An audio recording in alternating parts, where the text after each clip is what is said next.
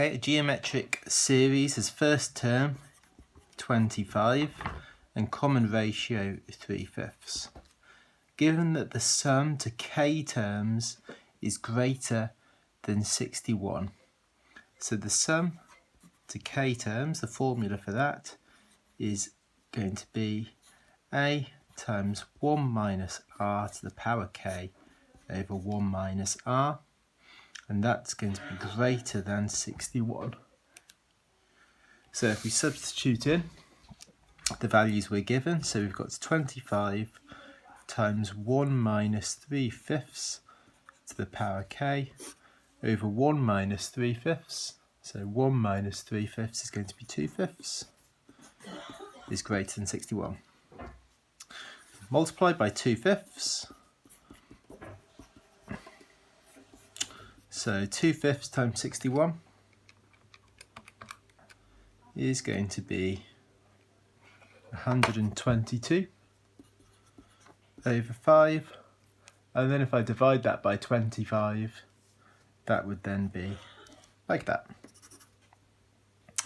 I am now going, let me just rewrite that so it's a little bit neater. So 1 minus 3/5 to the power k has got to be greater than 122 over 125.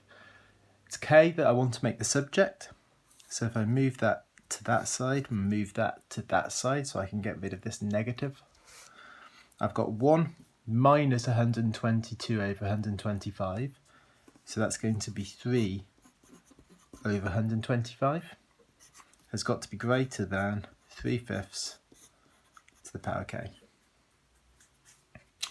Right, okay, so if I now take logs of both sides, remember this is what I want it to look like, log base 10. So I'm going to take log base 10 of both sides.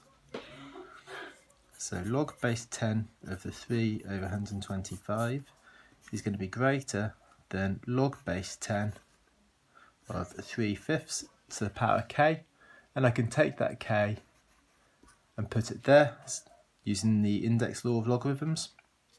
I'm then going to divide both sides by log of 3/5, so I get log of 3 over 125 divided by log of 3/5, and I've deliberately not written the sign in yet because I know that log of 3/5 is negative, and when I divide an inequality by a negative, that's going to flip the direction like that. And there we go. And we've got the answer in the form that we wanted. I've got it in fraction form, but those fractions there are the same as those decimals there. There we go. So that's part A done. Part B, find the smallest possible value of k. So we know that k has got to be a whole number because it's a number of terms.